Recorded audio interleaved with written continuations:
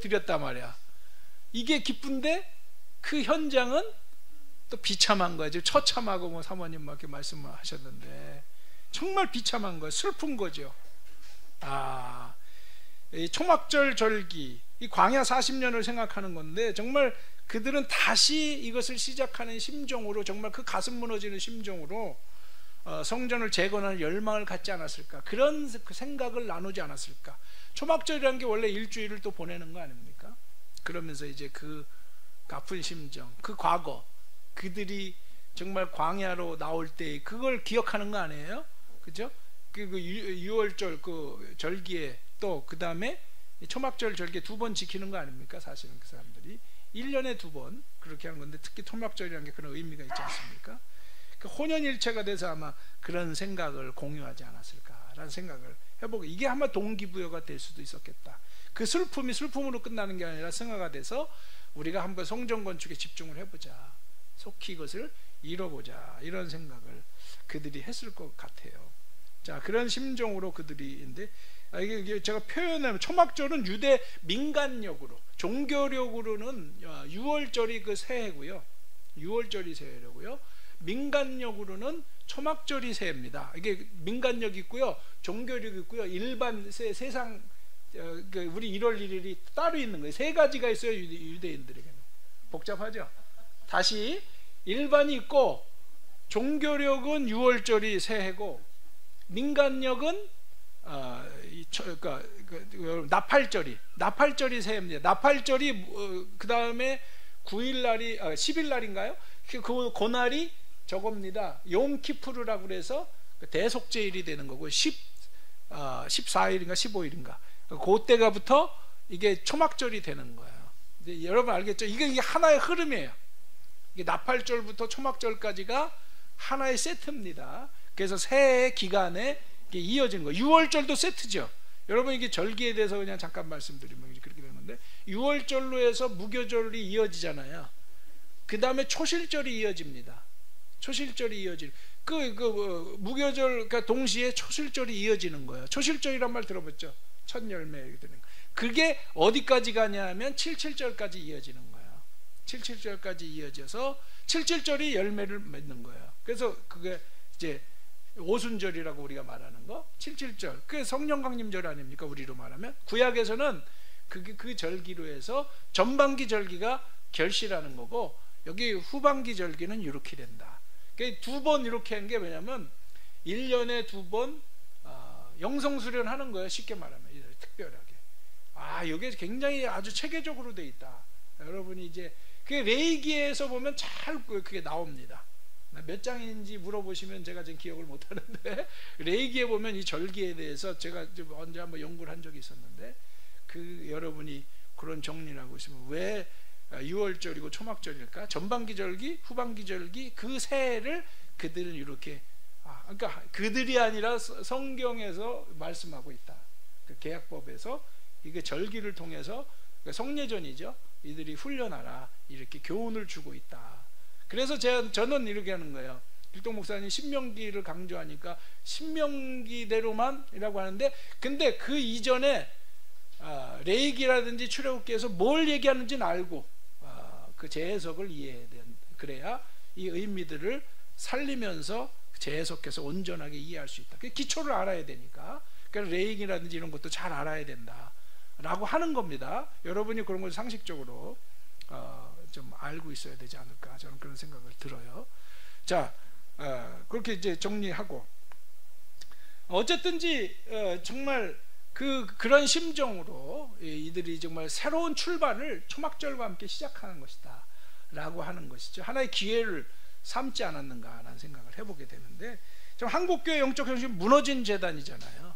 그죠? 무너진 재단이라고 지금 해도 과언이 아니다. 우리 교회도 무너졌더라고. 건물은 안 무너졌어요. 건물 안 무너졌는데 정말 정말 공동체성도 무너지고, 왜? 뭐 애찬도 안 하죠. 뭐 청소도 안 하더라고. 어느 순간에 보니까 이제 하는데 뭐 그냥 완전히 드러놓여 있는 거예요. 그 뭐 교회를 안 오니까 그게 자연스럽게 이렇게도 되는구나. 그래서 이제 하나하나 세워가고 하려고 지금 그 씨름하고 있는데, 야, 이게 작은 교회일수록 그만큼 어렵구나라는 것도 더더군다나 이제 깨닫게 되고요. 자, 그만큼 지금 어려운 건데, 그 조금 큰 교회들은 사람 수야 있겠고 뭐 돌아가는 것처럼 보일지 모르지만 사실은요, 이제 할 말도 없어요. 왜? 아니, 무슨 교회 안 오면 큰일 날 것처럼 했는데 이제 안 와도 되잖아. 그거를 2년 이상 경험했는데 뭐 사람들 두려움이 다 사라졌습니다. 진짜 무너졌습니다, 완전히. 그래서 실제로 떠난 사람도 많고, 크게는 뭐 40%는 떠났다, 뭐 이런 얘기도 하고, 부정적으로 말하는 분은 앞으로 또 그렇게 떠날 거다, 이렇게 얘기하는데, 만약에 우리가 그 신앙적인 분명한 그 메시지를 공급해 주지 않고 방향성을 제시해 주지 않는다면 그럴 수도 있다. 이미 그런 기회가 열렸기 때문에. 그리고 또 다른 어려움이 이보다 더 강한 것들이 온다. 그러면 정말 그런 일은 어렵지 않게 벌어질 수 있다. 안 오리란 법이 없잖아요. 저 빌 게이츠 같은 사람 제가 아주 싫어하는 사람인데 왜 꼭 저주하는 사람 같아가지고, 그런 사람이 말하면 꼭 그런 얘기인데 또 그런 얘기 자꾸 하고 다니잖아요.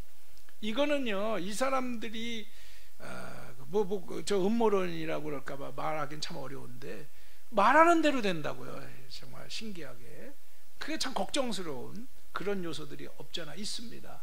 그래서 정말 우리가 앞으로 싸워야 될 대상 중에 하나일 수도 있는 사람들이고 그런 세력들인데 정말로요 심각합니다. 그렇다면은 교회는 또 무너지는 거예요. 그렇게 계속 무너져 나가는 거라고요. 세울 수 있는 방법이 없습니다.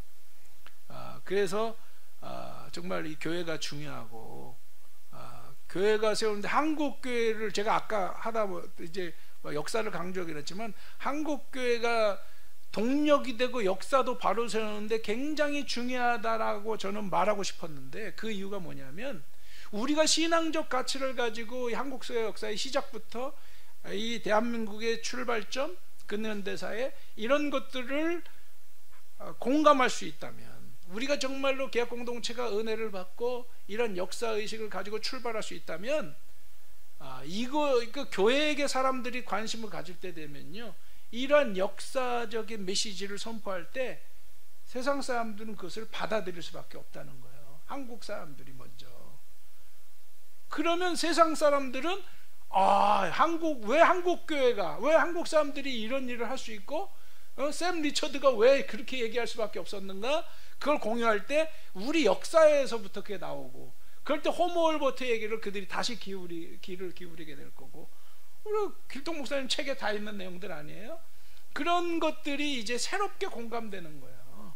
그렇기 때문에 저는 지금 역사에 대해서 근현대에서 말하지만 제가 뭐 개혁 공동체에서 다른 생각을 갖고 있는 분한테 말을 하지 않습니다. 왜? 아직은 때가 아니다. 그러나 적어도 우리가 바로 알고 있는 부분이 있어야 된다라고 하는 거는 저는 분명히 인식하고 있습니다.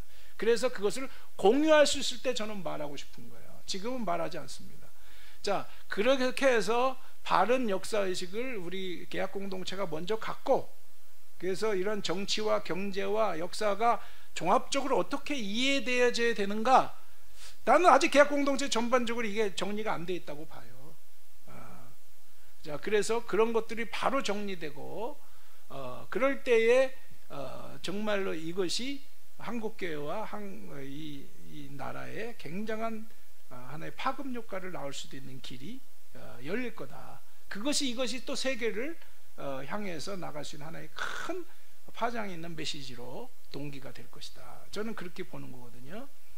그때까지 우리는 인내하며 우리 자신을 준비하며 기다려야 된다, 이런 생각을 하는데, 제 말씀이 얼마나 이해되고 전달될지는 잘 모르겠습니다만은, 어쨌든 저는 그런 생각 갖고 있고, 여러분도 어쨌든 우리가 그런 의미에서 이제 역사 공부를 몇 년 동안 한 거, 길동 목사님이 앞장서서 책도 쓰시고 이렇게 한 거, 함석헌 씨가 그 뜻으로 본 한국 역사, 정말 한이 담겨 있잖아요. 거기는 고난을 통한 영성 뭐 이런 얘기 하시고, 한이 담겨 있지만 한을 푸는 게 우리 역사로 보는, 성경으로 보면 우리 역사지, 거꾸로 말해. 성경으로 보면 우리 역사.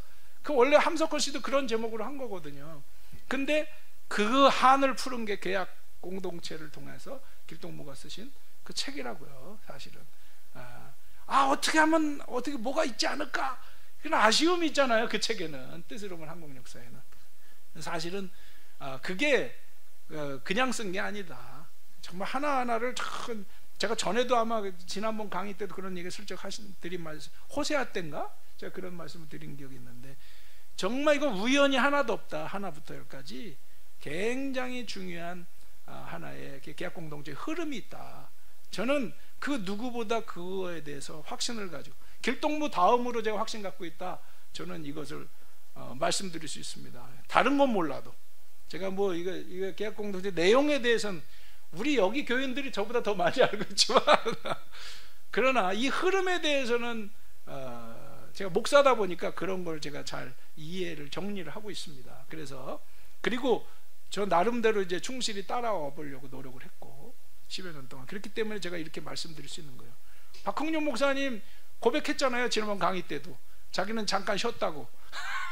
그러니까 저보다 이해를 잘 못하는 거예요. 그런 부분들에서 제가 그분을 폄하하는 게 아닙니다. 박 목사님 그 얘기가 아니라 제가 이 얘기를 하는 거는 굉장히 중요한 하나의 흐름이 계약공동체에 철저하게 있어 왔다. 하나님이 준비시켜 왔다. 이 얘기를 들으려고 박 목사님을 깎아내리는 겁니다. 제가 절대로 그런 다른 목적이 있는 게 아니에요. 그런 심정으로 제가 지금 이런 역사 얘기도 하고 있는 거거든요. 제가 하나하나 정확하게 순서대로 하나님이 준비해 오셨고 계약공동체도 그렇게 길동 목사님 19년도 초에 저랑 말씀하실 때도요 저에게도 그런 좀 감동과 은혜가 있었어요. 그래서 그 얘기를 할 때 제가 적극적으로 지지를 해드렸던 그리고 후반부에 했지 않습니까? 그런 준비 기간도 다 있었어요. 하나하나가 그런 줄 아시고 어쨌든 우리가 이런 말씀들을 나눌 때 우리에게 더 힘이 되지 않을까 하는 생각이 듭니다. 왜? 아니 과거가 있고 현재가 있으니까 미래도 있다. 제가 아까 말씀드렸잖아요. 그러니까 미래는 이명옥 시장님 보장이 된다 안 된다? 되는데 문제는 뭐냐면 길동 목사님 우리 하기 나름이다. 이게 또 우리한테 걸리는 걸림돌이죠. 그렇죠? 우금미 지사님. 그러니까 하여튼 여러분 너무 잘 이해하고 있으니까 제가 얘기하기가 이제 어렵지 않은 것 같아요. 시간이 좀 지나서 우리 나름 무장이 돼 있으니까 이런 말씀들이 무슨 말씀 하는지 잘 이해하시려고 그렇게 이제 함께 나아가면 되리라 생각이 듭니다. 자, 그 성전 짓기 위해서 물질적인 준비, 뭐 기술자들, 석수, 목수, 또 건축 재료 100항목, 이거 시돈과 연결해서 다 하고 또 뭐 먹고 일할 수 있는 음식 문제도 준비하고 다 하더라고요. 다 이런 거 하고 그래서 일사천리로 하나하나 진행되고 재건 사업이 잘 진행이 됩니다. 그러한 회복은 무엇보다 계약 말씀 붙들고 기도하면서 마음을 모아가는 일이다. 이것이 저는 우리 공동체에게 다시 한번 제가 계속 이 말씀이 저에게는 저에게도 우리 모두에게 함께 다가와야 되지 않는가. 저도 이런저런 소리를 듣고 제 자신도 보면서 우리가 각성해야 될 때다. 길동 목사님이 여러 가지 지금 우리 공동체 상황과 모든 종합적으로 볼 때 잠시 지금 멈추고 계신 것도 우리들이 돌아볼 수 있는 계기를 하나님 안에서 주고 있는 것이 아닌가라는 생각을 해보면서요. 우리가 함께 다른 어떤 것의 이유를 찾지 말고 첫째는 우리 자신에게서 나 자신 그리고 우리 공동체 모두가 함께 회복해야 된다라는 심정을 모아가는 일이 가장 중요한 것이 아닌가. 그래서 제가 아까도 그런 심정으로 십자가의 마음으로 하나가 돼서 회개의 마음에 집중하자. 회개하라. 천국이 천국 그러니까 다 부담감이 있어서 그러면 이렇게 합시다. 때가 찼고 한번 따라합시다. 때가 찼고 하나님 나라가 가까이 왔으니 회개하고 복음을 믿어라. 마가복음 1장 15장입니다.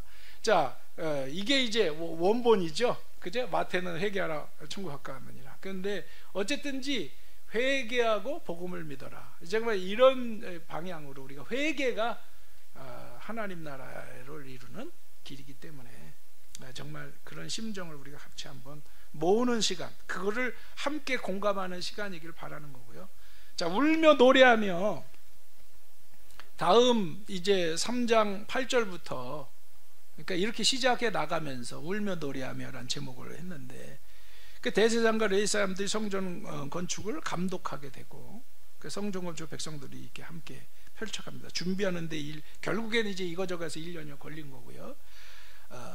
근데 2년 둘째 달부터 시작을 했다는 겁니다. 그리고 그거를 위해서 성전 건축을 위해서는 예물과 헌금 이런 것들이 또 있어야 되잖아요. 아까 제가 말씀 살짝 드렸는데 2장 68절에서 69절에 보면 사람들이 자원하는 예물을 바친 이들도 있었다. 그 예토를 다시 세우는 일을 위해서 저마다 힘 잘하는 대로, 한번 볼까요? 잠깐. 그러면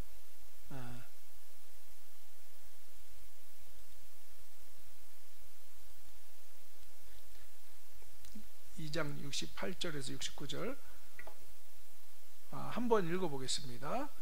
어떤 족장들이 예루살렘에 있는 여호와의 성전터에도 이르러 하나님의 전에 그곳에 다시 건축하려고 예물을 기쁘게 드리되 힘 잘하는 대로 공사하는 금고에 드리니 금이 60만 다락이요 은이 5천만에요 제사장의 옷이 100벌이었더라. 이게 뭐 금이 6천 얼마라는 6만이죠. 6만 전 한화로 7억 정도, 그 다음에 은으로 5천만에는 2억이 넘는 이런 돈.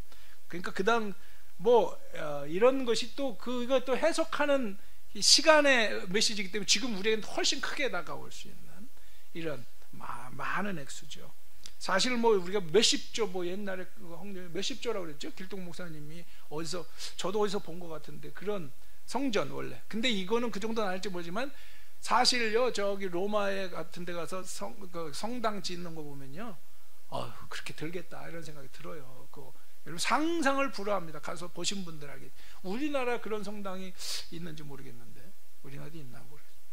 명동성당 그 정도 안 되죠. 어림도 없죠. 네, 굉장히 대단합니다, 여러분. 그냥 그렇게만 아세요. 대단하다. 궁금하시면 저기 베드로 성당 한번 인터넷 쳐보시면 대충 느끼실 수는 있을 겁니다. 그리고 로마에 성 바오로 성당이 있습니다. 4개 큰 성당인데 거기도요, 그 수백 명의 여태까지의 교황들 사진이 다 붙어 있어요, 천장 쪽에. 정말 분통 터집니다. 그거 보면. 제가 그거 보고 분통 터져가지고 왔어요. 그 마지막 날 보고 왔는데 정말 화가 나요. 쌓이다 정말 분통이 나죠. 그래서 불났다고 그랬잖아요. 어디가 불났다고? 네? 그 저기 프랑스 파리에 있는, 제 저주는 아닙니다. 근데 불이 날 때 내가 한편으로 고소했다고 그랬죠. 제가 그것 때문에 처음부터 열받았거든요. 가서 분통이 터지더라고요. 자, 시간 관계상 넘어가겠습니다. 세 번째로 예물과 헌금만 바친 게 아니라 20세 이상 레위 사람들은 몸과 마음에 대해서도 성전 건축을 감독하고 독려했습니다. 정말 그렇게 해가지고 이제 성전을 세우면서 헌신을 하게 되고, 그러면서 성전의 기초를 세울 때 이제 성직자들은 앞장서서 감사의 찬양을 이제 드리는 장면들이 이제 10절 11절에 주는 지극히 선하심으로 그의 인자심이 이스라엘 영원하시도다 이렇게 하며 찬양하면서 그들이 이제 감사의 마음을 이제 올려드리게 되는 거죠. 자, 그렇습니다. 이제 정말 얼마나 그들이 이제 감격적이었을까라는 생각을 해보게 되고, 이제 이후로 이곳에서 마음껏 예배를 드릴 수 있게 됐고, 이것은 얼마나 고대했던 일인가를 다시 한번 생각하게 되는 것이죠.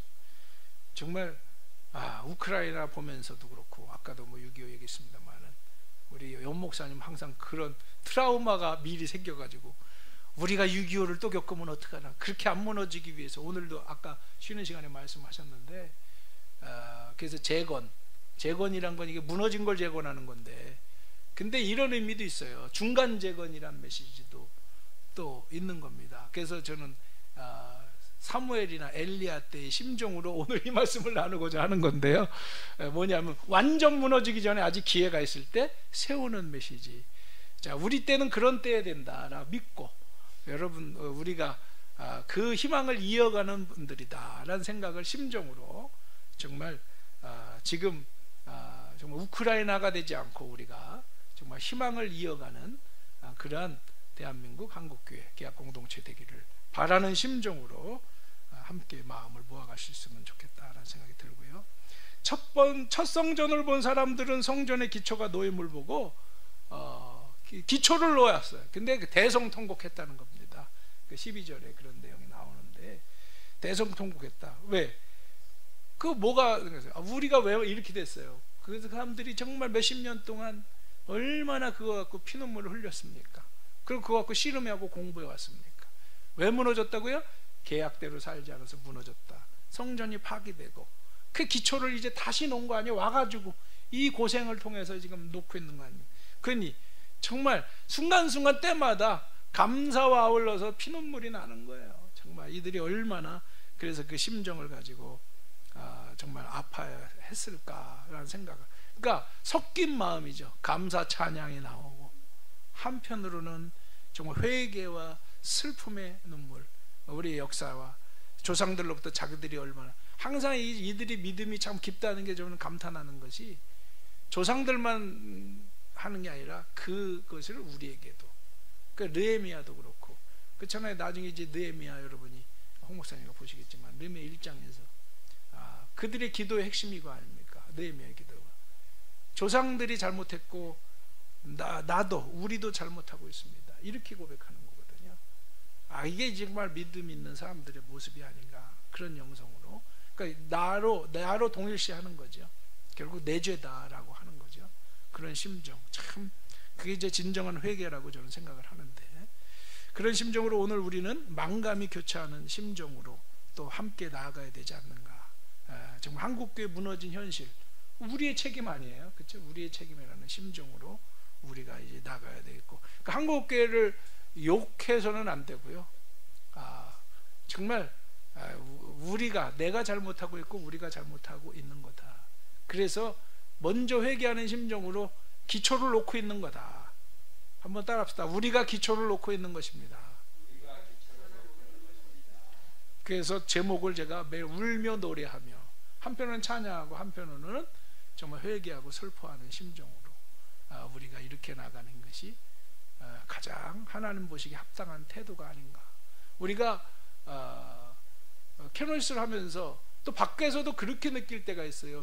아무래도 문제의식을 많이 갖다 보니까 비판적인 거에 집중을 할 때가 많아요. 또 그래야 또 우리가 어느 자리에 있는지를 알 수 있기 때문에 그렇기도 합니다. 근데 사람은 뭐가 문제냐면요, 그러다 보면 나도 모르게 냉소적이 되고 비판적이 돼요. 따뜻함이 사라지게 되고. 근데 이거를 잘 살려가려면 우리 예언자들은 진정, 길동 목사님이 그렇지 않겠습니까? 예언자들은 그걸 적절하게 한편으로는 뒤로 등을 돌려서 이들을 가슴에 품고 괴로워하면서. 누가 대표적으로 그걸 잘 보여줬어요? 아모스. 여러분 다 소설에서 공부했잖아요. 아모스 등 돌려서는 하나님 앞에 탄식하며 하나님의 심판의 메시지 앞에 막아서면서 이들은 아직 부족하고 어리고 그러니까 참아주십시오, 기다려주십시오, 이렇게 계속 기도하는 그 심정은 뭐예요? 그 안에는 정말 살아있는 좀 깊은 영성이 있고 정말 그런 마음이 있는 거 아닙니까? 우리 안에는 이 마음이 동시에 있어야 되는데 이게 보통 영성이 아니거든요. 정말 그래서 사실은 우리가 훈련한다는 거의 의미는 사실 이런 것들을 갖춰야 되는 거예요. 동시에 갖춰야 되는 거예요. 그러니까 저는 책도 마태복음 사모님 제목이 뭐예요? 역시 사모님 다르네. 잘 오셨습니다. 우리 교회 올해 목표가 계약과 영성으로 세워지는 공동체입니다. 우리 교회도 그 이유는 하나님 나라 말하는 사람 많아요. 그래서 길동 목사님이 그러니까 지금 하나님 나라인데 영성이 없다, 이런 부분들, 계약도 없고 계약이란 메시지도 없고 영성도 없다 했더니 그게 그렇다라고 길동 목사님이 제 말에 맞장구 쳐준 적이 있었거든요, 몇 년 전에. 그것도 있지만 또 하나, 계약은 있는데 우리 안에도 영성이 없는 거예요. 이게 제 얘기하는 거예요, 여러분 얘기하는 게 아니라. 이게 솔직하게 제 얘기거든요. 지금 우리가 회복해야 될 건 이제 뭐다? 영성이에요. 십자가의 영성입니다. 이게 굉장히 중요한 것입니다. 제가 처음 2004년도에 은혜 받고 정말 그런 과정에서 저한테 꽂혔던 게 십자가의 영성이에요.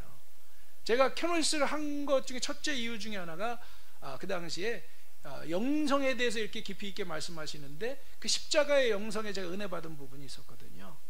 제가 하나님 체험을 하고 난 다음에 그런 맥에서 같이 가면서 제가 업그레이드를 계속 하게 된 건데요. 그 십자가의 영성이라는 거 굉장히 중요한 겁니다. 결국 계약 영성의 핵심이 십자가의 영성이거든요. 결국 영성적으로 계약이 표현되어야 돼요. 이게 그렇지 않으면 껍데기예요. 전에 그 홍 목사님도 그런 심정이 아니었을까? 우리 연 목사님이 그런 심정이 아니었을까? 다른 목사님 다 그런 심정, 장로님들 그런 심정으로 이야기하셨다고 저는 보고요. 제가 다시 한번 그 말씀을 이렇게 드리는 겁니다.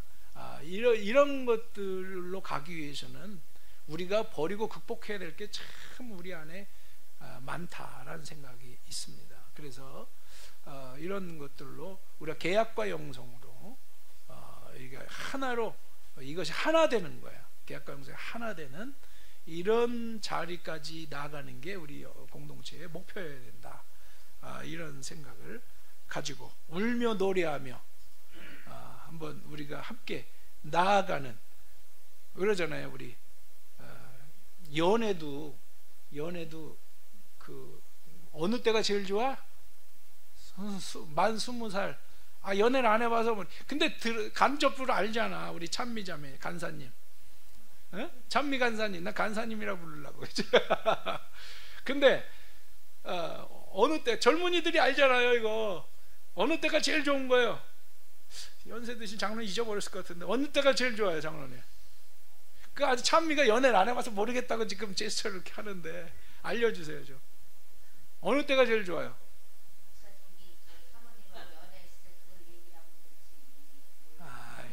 그 원래 묻는 게 우리의 습관이에요. 자, 첫날이에요. 첫날. 우리가 그래서 1일이라고 그러잖아. 1일. 저 사모님 너무 오래되셨나요? 손자가 있으니 뭐. 언제가 제일 좋았어요? 2일 아니에요? 좀 그때부터 뭐 알아가는 맛도 있지만 사실은 애들이 제일 먼저 태어난 날이 제일 생기왕성한 날 아닙니까? 모든 것은 처음이 제일 좋은 거예요. 그래서 뭘 잊지 마라? 초심을 잊지 마라. 첫신앙을 잊지 마라. 처음 게 제일 쌩쌩하거든요. 은혜 받고 나니까 이건 뭐 세상천하, 정말 천상천하 유아독전 이런 거 진짜 경험하겠더라고요. 이 세상이 이렇게 좋은 건가? 이렇게 되는 거예요. 그게 계속 식어가는 거예요. 이제 갈수록. 장로님 그런 경험 있으실 거 아니에요? 다 그거 있습니다. 그 첫날이거든요. 오늘 우리가 첫날이 돼야 될 줄로 믿습니다. 울며 노래하며 첫날, 오늘 이런 심정으로 우리가 함께 말씀을 나눴으면 참 좋겠다. 그 신앙의 순수성을 지켜가라는 것이 이제 다음에 하나의 제목입니다. 이제 이게 왜 5장이라고 그랬네. 이게 4장입니다. 4장인데요. 제가 이제 바삐 치다 보니까 마지막에 이거 어제 밤에 만들다 보니까 깜빡 제가 이제 잠결에 친 것 같아요. 자, 4장 1절부터 6절의 말씀인데, 신앙의 순수성을 지켜라. 무슨 얘기입니까? 여러분 오늘 이제 4장까지인데 이제 내용이 좀 이제 4장부터가 좀 길게 제가 다뤘는데요. 성전 건축 쉽사리 잘 이루어지면 좋겠죠. 좋은 일은 뭐가 껴요? 마가 낀다. 우리가 그런 말도 있지만 이게 가만 놔두질 않아요. 누가? 이게 주변에서 마귀가 가만 놔두질 않아. 이게 선한 하나님 나라의 일인데 그 가만 놔두겠어요? 그럼 이게 하나님 나라의 일이 아닌 거야. 둘 중 하나야. 그렇죠?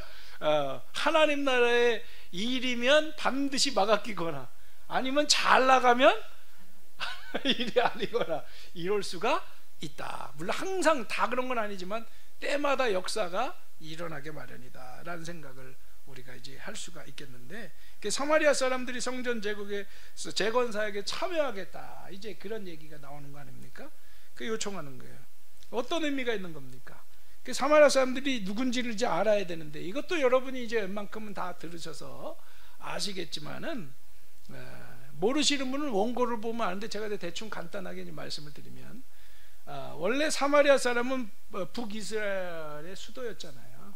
그러다가 망했고, 아수르에서, 아까 뭐 아수르 얘기했습니다만은, 그 지배하는 그 강제 이주를 막 시켜 섞어놓고 막 이러다 보니까 혼합 종교가 됐다라고 하는 거고, 그러다 보니까 하나님의 이름을 부른다고 해서 사마리아 오경도 있어요.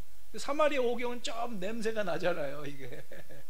그걸 참 우리가 점검을 해야 되죠. 전 뭐 그걸 본 적은 없습니다만은, 그런 오경이 있습니다만, 그건 참고는 할 수 있겠지만은 참 우리가 다시 살펴봐야 될 부분이 있지 않겠습니까? 왜? 사마리아에서 나왔다는 거라고 하는 것 때문에 그럴 수 있다는 건데, 자, 이게 혼합 종교라고 하는 거, 이게 참 문제죠. 이게 계약법에 따라서 신앙생활을 지켜가고 순수하고 철저하게 지켜가야 되는 게 사명인 게 바로 이게 이제 이스라엘의 하나의 길이잖아요. 지금 그걸 회복하기 위해서 이거 성전 짓고 뭐 하는 거 아니에요? 돌아와서 다 이게 다 개혁신앙을 회복하기 위한, 거룩한 문화를 펼치기 위한, 거룩한 문화라고 하는 건 말씀으로 세워지는 건데, 그 말씀을 섞어놓으면 안 되잖아요. 그 신앙을 섞어놓으면 말씀이 섞여지는 거고, 이건 완전히 100% 잘못되게 되는 게, 그래서 하나님이 이스라엘에게 들어갈 때 제일 경계한 게, 경고하고 하면 장로님 몇 번 정도 나올까요? 쉬어보진 않았는데, 아니 계속 강조가 되는 거라고요. 그렇죠? 엄청나게 강조.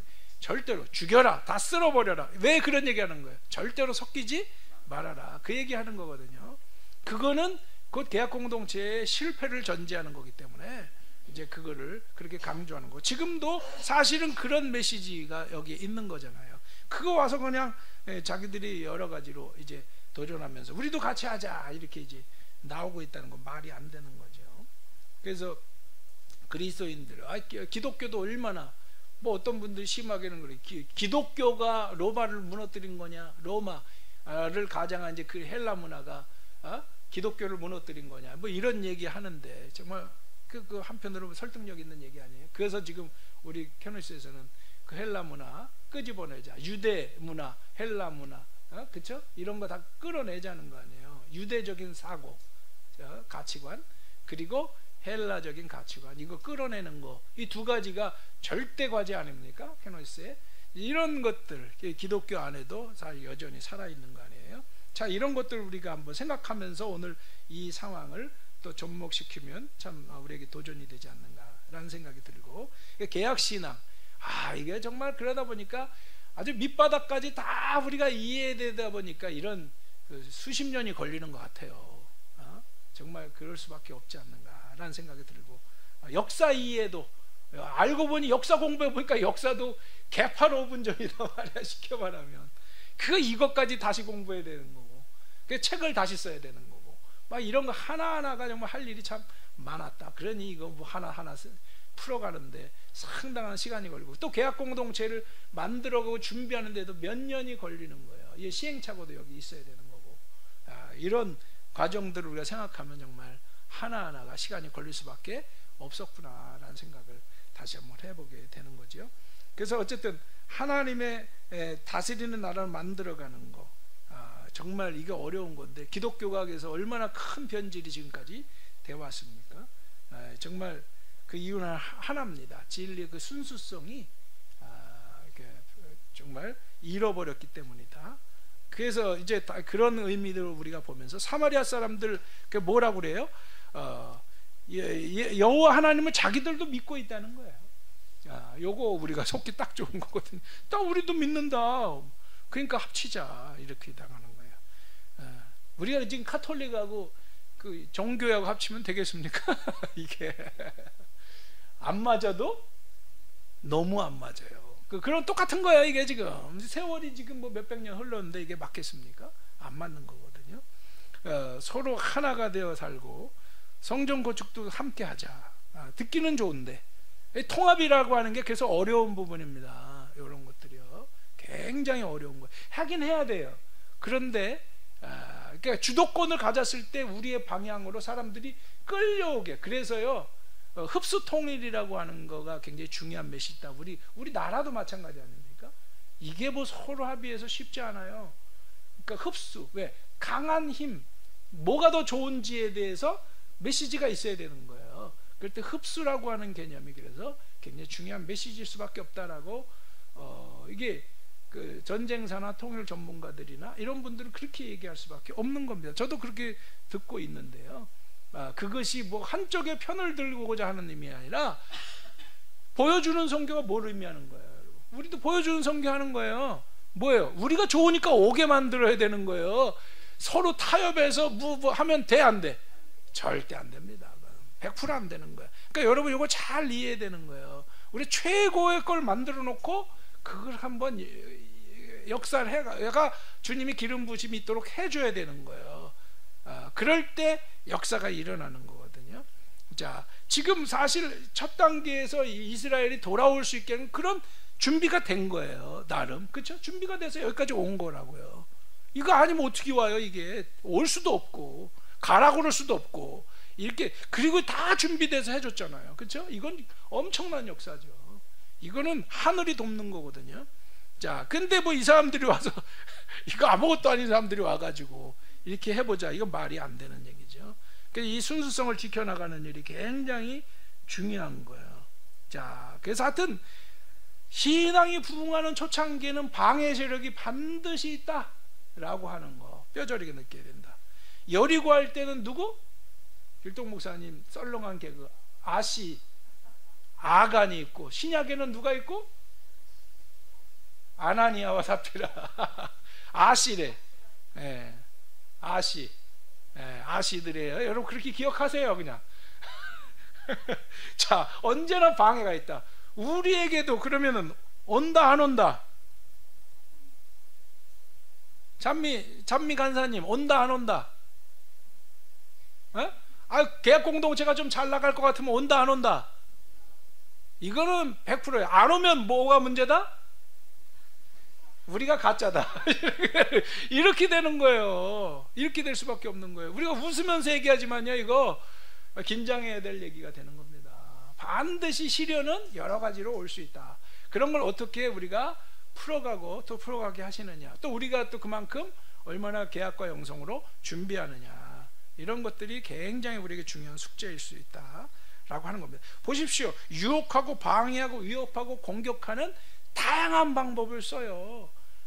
마귀는 다양한 방법을 씁니다. 이런 것이 여러분들 어디서 사례가 나타나면 발람이 공격할 때요, 또 이렇게 보고 저렇게 보고 안 되니까 또 막 속임수를 들어오고 막 복잡하게 막 저주도 퍼부어도 안 되고 막.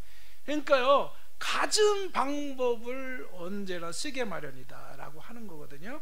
그러니까 이런 것들에 대해서도 우리가 짚고 넘어가야 된다. 그 대적을 극복하라는 것이 신앙의 순수성을 지켜라.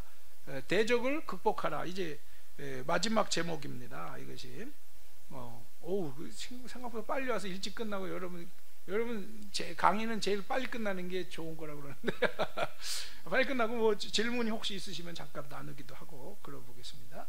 대적을 극복하라는 건데요, 하나님의 나라를 세워가는 일에 있어서 방해 세력, 좀 아까 말씀대로 첫 번째는 위협적인 말과 행위로 유다 백성을 손을 약하게 했다는 거예요. 위협적인 언행으로 불안감을 불어넣고 사기를 떨어뜨렸다.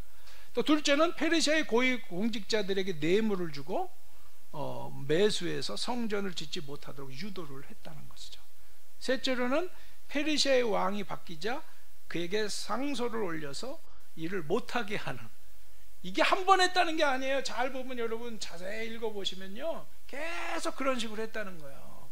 이게 저도 헷갈렸어요. 이게 날짜가 안 맞아, 시간이 좀 헷갈려, 이거 한참 이거 해석할 때, 좀 처음 해석할 때 몇 년 전에 했었는데 굉장히 어려웠어요. 사실 그러니까 제가 오늘 이렇게 제목도 정하고 이렇게 내용은 제가 몇 년 전에 나름 이제 새벽기도 때 이렇게 설교를 작업을 좀 했었어요. 하나하나 쭉 해서. 그래갖고 요번에 강의를 어떻게 할까, 이제 서론 같은 거 이제 길동 목사님 예전에 강의한 것도 좀 참조하면서 제가 이제 설교한 거 나름 좀 저도 개혁 신앙을 갖고 있는 사람이니까 그래서 제가 그런 것들을 좀 엮어가지고 하나의 흐름을 이제 제가 정리한 겁니다. 그래서 이제 이렇게 한 건데 어쨌든지 그러다 보니까 아닥사스다 왕 때는 그로 인해 성벽 재건이 중단됐다는 거예요. 결국에는 요게 결국에 이제 그들이 성공한 거죠. 나름 성공을 한 거죠. 그래서 그런 현실을 어려움을 낳았다는 현실을 좀 말해주고 있는 거 얼마나 많습니까? 위협하고 매수하고 거짓된 논리를 고발하고 권력을 이용해서 방해하고 거룩한 사역을 방해하는 이런 역사들이 얼마나 집요하게 이루어졌는가라고 하는 것을 우리는 여기서 이 사건을 통해서 만날 수가 있게 되는 거죠. 우리도 정말 이런 것들을 우리가 앞으로 이제 사역을 펼쳐가는 데 있어서 그래서 다시 한번 경성하면서 얼마든지 우리에게는 있을 수 있다라고 하는 거 이겁니다. 제가 이제 산에 올라갈 때 산에 다른 거는 제가 이렇게 꾸준하지가 않은 것 같은데 산에 올라갈 때는 좀 꾸준한 게 있어요. 거기서만 오기가 발동하는 것 같은데 제가 산을 올라가는데 길도보선이라고 운동하는가 보서 그런 얘기를 했는데 저는 이제 2배로 합니다. 요즘 그렇게 하는 분들이 그 중에 몇 분 있는 것 같아요. 제가 올라다니다 보니까 제가 이제 서봉산이라는 동네가 하나 있는데 한 2km 정도 이렇게 올라가요. 2km 정도 산으로 올라가고 그럼 이제 내려갑니다. 저쪽은 좀 더 길어요. 한 2.5km 되고 이렇게 갔다 오면 한 8km 가까이 됩니다. 8km 가까이 되는데 좀 최대 운동을 하기 위해서 고강도로 하기 위해서 좀 세게 운동을 해요. 스피드하게 쫙 올라갑니다. 걸을 때는 최대한 빨리 웬만하면 뛰고 올라가고 내려갈 때는 이제 무릎에 무리 갈까봐 조심스럽게 이제 좀 뛰는 쪽으로 집사람이 들으면 안 되는데 뛴다 그러면 무릎 나간다고 뭐라고 그렇게 하는데 어쨌든 그렇게 고강도를 하는데요. 사실 하다 보면 어느 때 너무 힘들 때가 있고 그러면 포기하고 싶을 때가 있어요. 초기에는 특히 그런 게 있었어요. 초기에 그랬어요. 지금 훈련이 되니까 지금은 웬만해서는 이기는데 그래서 이제 그런 포기 생각을 하질 않는데 초기에는 좀 그런 때가 숨이 그냥 막 최대로 차오르니까 견딜 수가 없는 거야. 평지에 뛸 때는 괜찮아요. 뛰는 게 여러분 힘들다고 생각하지만 올라가는 게 힘듭니다. 올라갈 때가 최대 힘든데 그래서 같은 8km라고 그래도 걷는 거랑은 차원이 다른 그런 이제 그런데 제가 이게 그래도 끝까지 가야 된다. 내가 속으로 캐노스에 이런 심정으로 하면 얼마나 좋아. 그래서 이제 할 때가 많은데 자 그런 이제 생각을 가지고 이제 말씀을 드린 겁니다. 사실 이제 쉽지 않은 거예요. 자 이게 우리가 끝까지 제가 이 얘기를 말씀을 드리고 싶어서 포기하지 않는 게 어떻게 하든지 계약 공동체가 끝까지 승리해야 된다. 속아 넘어가지 않고 물러서지 말고 나를 죽이는 한이 있어도 끝까지 가야 된다. 그럼 절대 죽지 않는다. 이 믿음도 있어야 돼요. 하나님은 왜? 하나님이 우리를 통해서 일하시겠다고 하셨는데 우리가 그 믿음이 있다면 우리 절대로 잘못되지 않는다. 이런 믿음도 좀 있어야 될 거라고 좀 믿고요. 그런 관점으로 여러 가지 해석해 볼 수가 있는데 그런 심정으로 우리가 끝까지 가면 절대로 잘못될 일이 없다라는 생각을 가지시고 이런 방해와 공격들이 그냥 집요하게 오지만 어떻게 해야 된다? 우리가 마음을 모아서 하나로 가는 일에 집중해라. 하나로 가는 일에만 마음을 모으고 생각을 모으고 말도 들어라. 방해되는 거는 어떻게 해라? 듣고 넘기고 물리쳐라 라고 하는 겁니다. 이게 굉장히 중요한 거예요. 네. 자, 여러분 그런데요 사람은요 자칫 훈련이 우리가 덜 되고 그렇다 보면요 이게 자꾸 껄쩍거리는 이런 소리들이 더 듣기 좋은 게 많아. 그죠? 비판하는 소리가 더 듣기 좋을 때도 있고요. 그게 우리 속이 꼬여서 그런 건데요. 근데 절대로 그런 거는 할 수 있는 한 우리가 좀 분별하고 할 수 있는 한 계약 공동체가 어떻게 하나 될 것인가 이런 것에만 좀 집중하고 관심하는 일이 가장 중요하다라고 하는 거고요. 그런 의미에서 보면 바울 사도도 그런 거예요. 이 잘못된 사람들에 의해서 그 사람들을 훈계하고 위로하고 이끌어주는데 여러분 갈라디아서 6장의 1절부터 한번 읽어보시기 바랍니다. 따부터 서로 짐을 져라. 그 얘기가 무슨 짐을 지라는 건지 아세요? 죄짐도 지라는 거예요. 그리고 상대방이 부족한 것에 대해서 책임지라는 거예요. 나 혼자가 아니기 때문에. 그런데 일동 목사가 항상 강조하지만 영성이죠. 내 문제는 내가 해결해라. 네 짐은 네가 져라. 따라합시다. 네 짐은 네가 져라.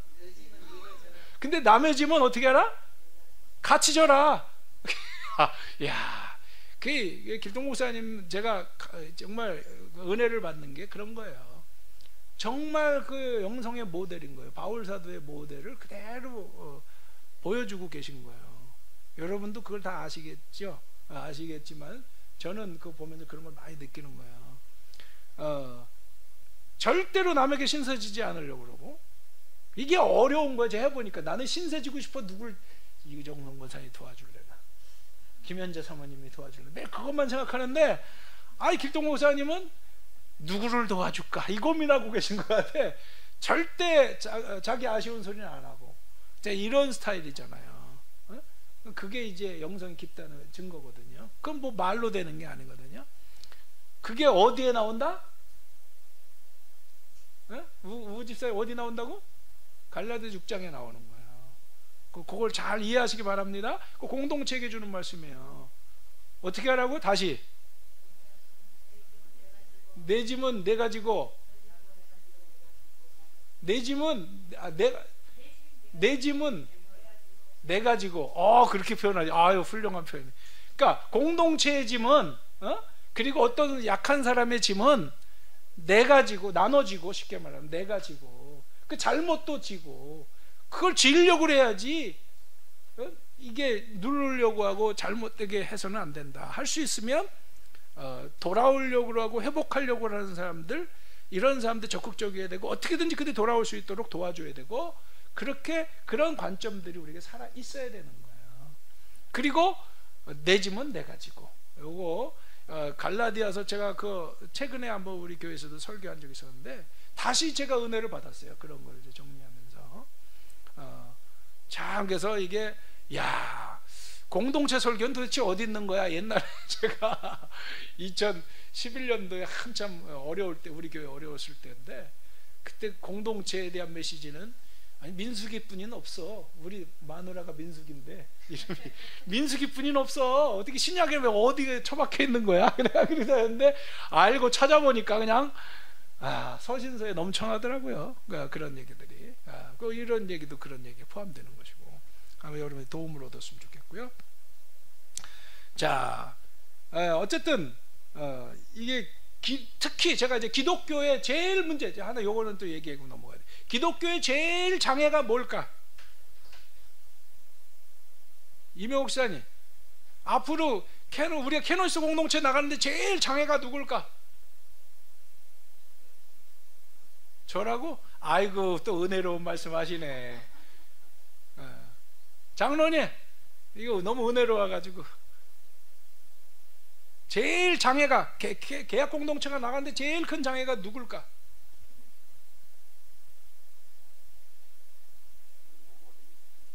이거 지금 딱 떠오르는 분 있으면, 이거 읽어보신 분은 또 알 수도 있어. 누가 한번 말씀해 보셔. 하나도 안 읽었다는 얘기인데 안 그래? 연목사 읽은 척 하던데.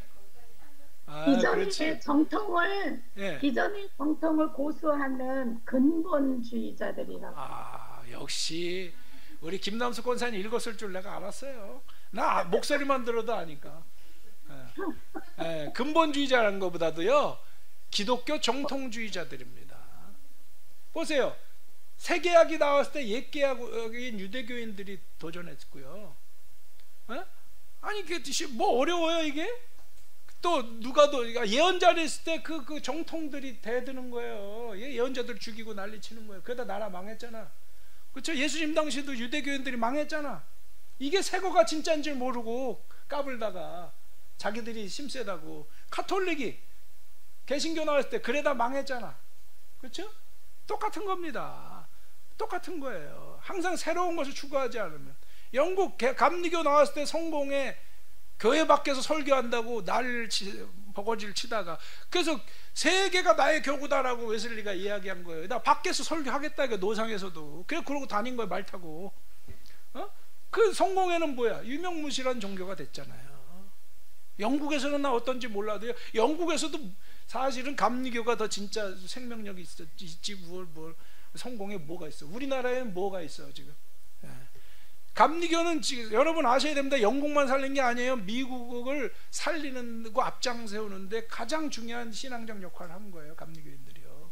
그래서 감리교인들이 평균 30세였어요 선교사들이요. 왜? 선교하다가 목숨 걸고 하다 보니까 다 죽어나가가지고요. 그러니까 감리교가 급부상해가지고 최고의 기독교 교파가 된 거예요. 침례교도 물론 그랬어요. 침례교 여기 계신데 침례교도 같이 굉장히 역할을 했는데 감리교가 제일 큰 역할을 했어요, 그 당시. 그러다가 그걸 안 하면서 주저앉기 시작한 게 감리교. 감리교 명과암인데요. 미국에서, 그러니까 명국만 얘기할 게 아니라 미국에서도 엄청난 역할을 한 거예요, 감리교가. 그러니까 그게 뭐 때문에? 선교활동을, 이런 정신으로 선교활동을 웨슬리의 정신으로 했기 때문에 그런 거거든요, 사실은. 그런데 어쨌든지요, 그럴 때 까불다가 결국 성공회는 빚을 못 버는 거예요. 자, 어디나 마찬가지예요. 우리가 계약 공동체에 가서 이게 앞으로 저는 믿는데 주도적인 역할을 하게 될 때 또 대들 거라고. 누가 대들어? 정통주의자들이 대들 거라고. 그럼 어떻게 될까? 결론이 뭐 어떻게, 사모님? 망하게 되는 거예요. 결국 망하게 되는 거라고요. 그런 일이 와요. 어떤 식으로 올지 전 몰라요. 뭐 제가 예언자도 아니고, 예언자 같은 우리 길동 목사님도 잘 모르는데 제가 어떻게 알겠어. 그러나 항상 예견이라고 하는 거예요. 예견은 흐름을 보면 아는 거고, 역사를 알기 때문에. 그러니까 역사를 아니까 지금 오늘과 미래를, 지금 미래 얘기잖아 지금. 그걸 아는 거예요. 이거는 자명한 일인 거예요. 제가 아까 쭉 이야기하는 내용들도 사실은 그런 성경과 과거와 역사를 보기 때문에 오늘 제가 이렇게 얘기할 수 있는 거고, 저는 미래도 그래서 용기 있게 가감하게 이야기할 수 있는 거예요. 그러니까 우리가 계약 공동체라는 게 이런 거다, 파워풀한 거다.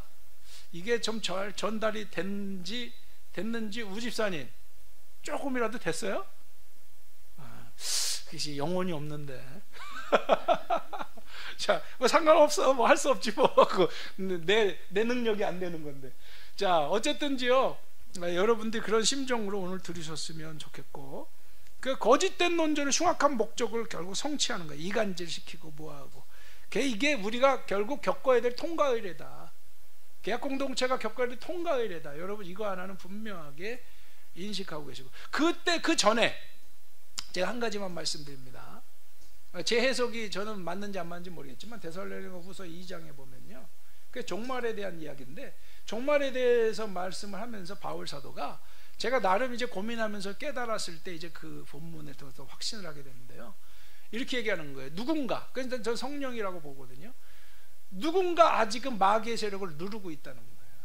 자꾸 종말을 하고 종말만 고대하고 있으니까 데살로니가 교인들이, 내가 그렇지 않다고 분명히 말했는데 왜 자꾸 딴소리들 하고 헛소리를 하냐 말이야.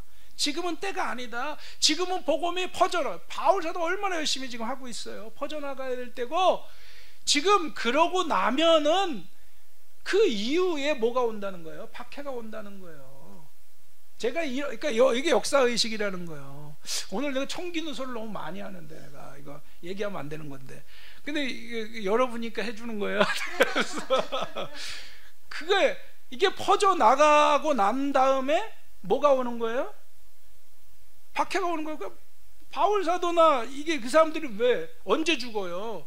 로마에 가서 네로에서 죽는 게 왜 죽어요?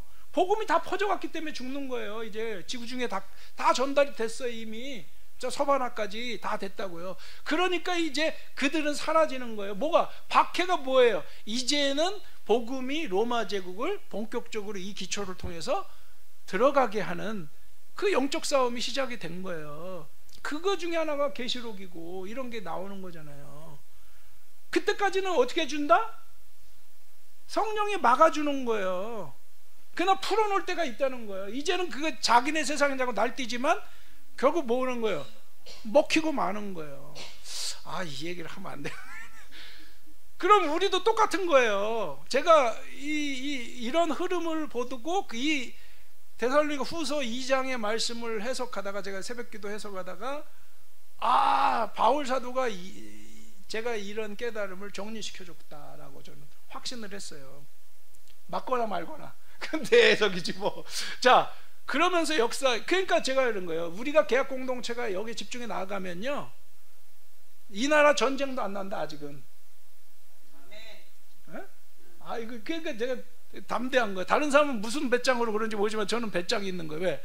아니 지금 우리가 할 일이 많은데, 아직 할 일이 있는데, 이게 퍼져가야 되는데, 그러고 나면 근데 큰 일이 올 수도 있다.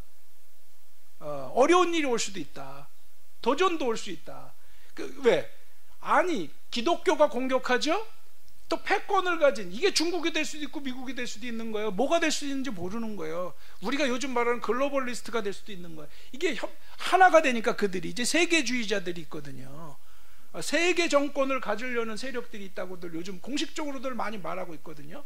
벌써 이게 준비된 지 한 30년이 지났다는 얘기예요.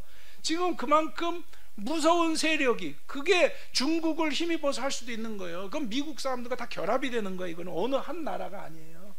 중국만 말하는 게 아니라고. 세계가 하나가 돼서 자기들의 수하에 누려고 그러면 누가 싸우는 거예요? 교회가 싸워야 되는 거예요. 그럼 이거 어디랑 비슷해요? 로마 제국 앞에 교회의 싸움이 되는 것과 똑같은 일치가 일어나는 거예요. 이런 그림을 그릴 수 있다는 얘기예요. 제가 너무 나갔나? 그건 뭐 여러분이 알아서 해석하시고, 그럴 가능성이 높아요. 지금 그 싸움이 얼마나 첨예하게 지금 3차 대전을 앞두고 있는 이런 현실이 벌어지고 있다는 건요, 지금 무서운 속도감 있는 일들이 벌어지고 있는 건데, 무슨 일이 일어날지 몰라요. 아까 말했지만 미국은 무너지고 있습니다. 아직은 힘이 있어요. 그러니까 지금도 이러고 있는 거고. 그러나 이것은 보장될 수 없어요. 철없는 사람들이 미국이 영원할 거라고 말하는 거야. 왜? 아니 아시아의 시대 우리가 수없이 얘기하잖아요. 패권이 어디로 넘어오는 거예요? 아시아로 넘어오는 거예요. 그럼 미국은 힘 빠지는 거예요. 왜?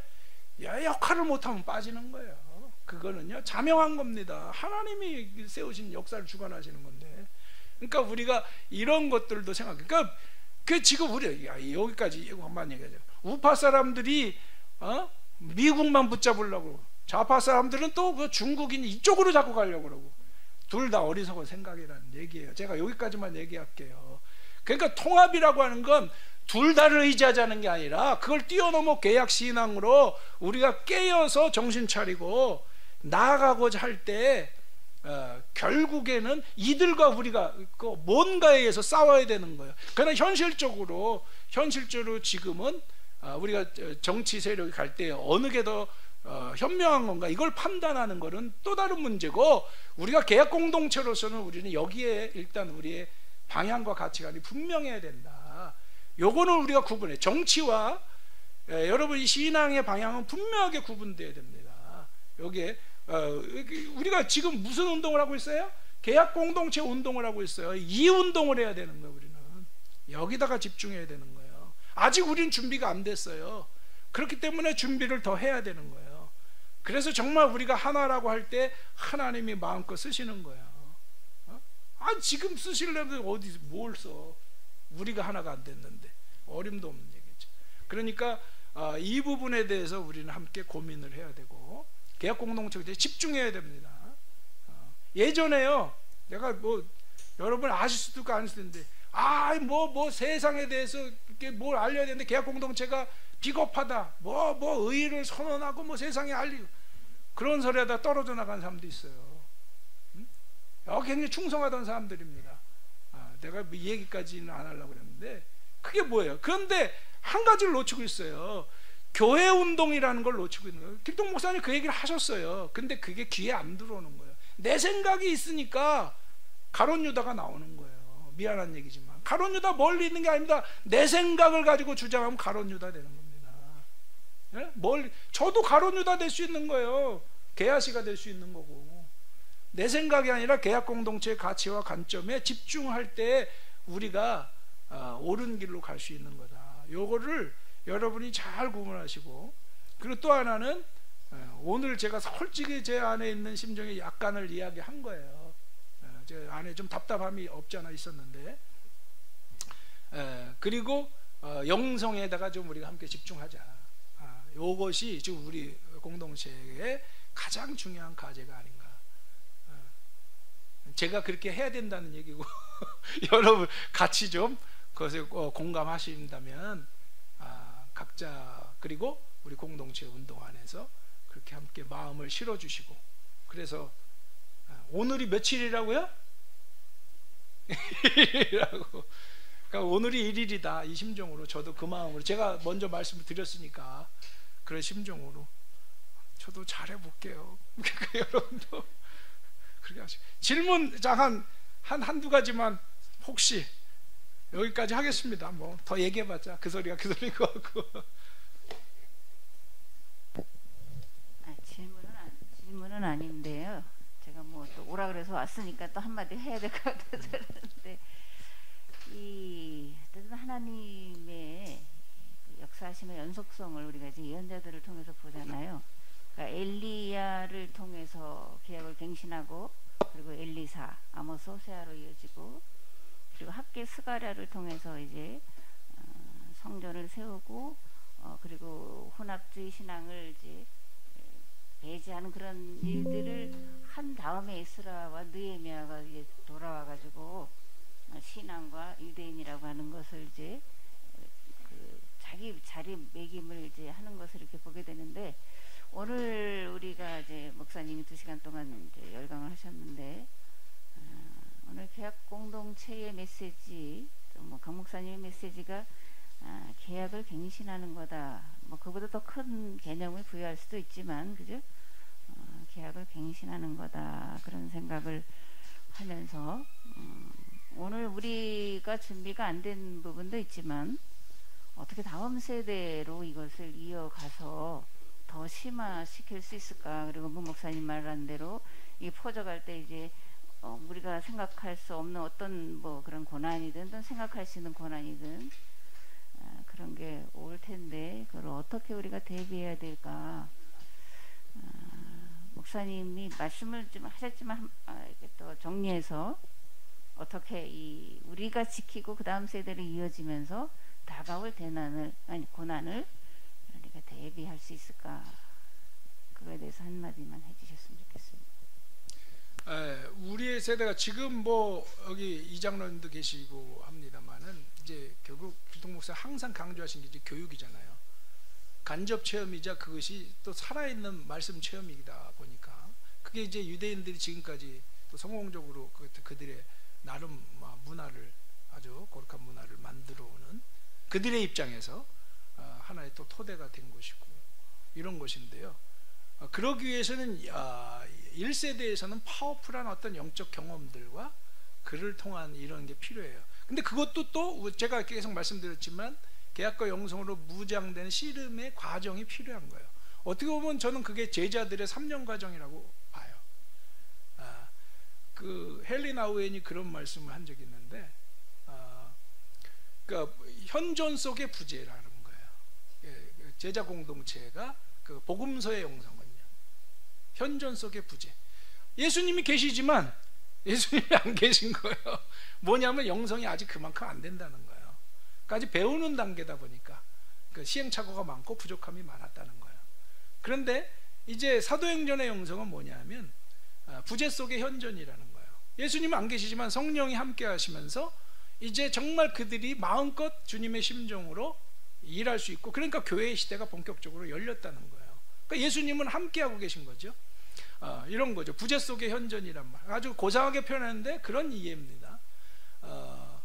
지금 그러니까 그런 부족함을 우리가 경험을 통해서, 그러니까 예를 들어 성령 강림이라는 건 성령의 충만한 권세잖아요. 그죠?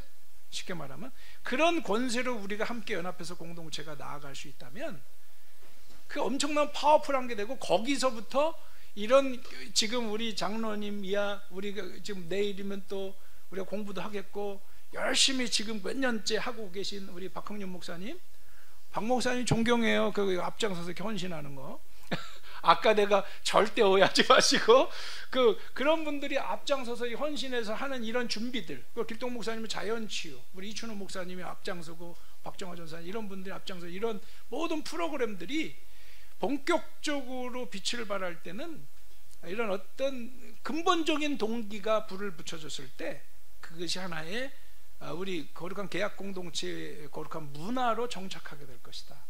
저 이렇게 생각합니다. 그게 준비 과정이다. 그 사람들이 이걸 자꾸 실패라고 말하고 2018년도에 저기 선언도, 그렇죠? 올림픽 가서 선언도 실패라고 말하고, 그러니까 자기 입장에서는 그게 그 실패처럼 보여요. 근데 전체를 보는 제 입장에서는요, 그거는 선언인 거예요. 시작인 거예요. 그리고 계약 공동체가 시작이 되는 거예요. 그를 통해서. 그러니까 어떻게 보느냐에 따라 역사는 달라지는 거예요. 근데 주님의 관점에서 보느냐 아니냐인데, 내 눈으로 보느냐 주님의 눈으로 보느냐, 저거는 적어도 계약 공동체를 주님의 눈으로만 본다면 굉장히 중요한 준비가 되어가고 있고 지금도 그 과정 속에 있다. 그러니까 우리가 좀 더 여기에 집중을 할 수 있다면 하나의 굉장한 터닝 포인트가 기다릴 수 있다라고 하는 거고, 그것이 우리들의 이 문화를 지금도 준비하고 있는 것이지만 그것이 이제 아주 뿌리 내려서 굉장히 급격하게 확산될 수 있는 동기가 될 것이다. 그러면 걱정하는 2세대 문제는 자연스럽게 하나의 또 계기를 마련할 수 있지 않겠느냐, 저는 이렇게 또 그려봅니다. 제가 오늘 너무 꿈을 꾸는 건가 청기는 소리를 하는 건가 모르겠습니다만 대답이 제대로 됐는지 모르겠습니다.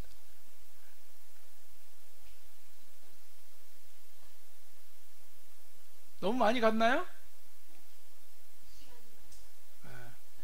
다른 분들은 뭐 배고프셔서 질문할 힘도 없으실 것 같은데, 전 그러면은 질문할 시간을 3초 드리겠습니다. 하나, 둘, 셋. 지났습니다. 그럼 기도로 마치겠습니다. 사랑해 주님 감사합니다.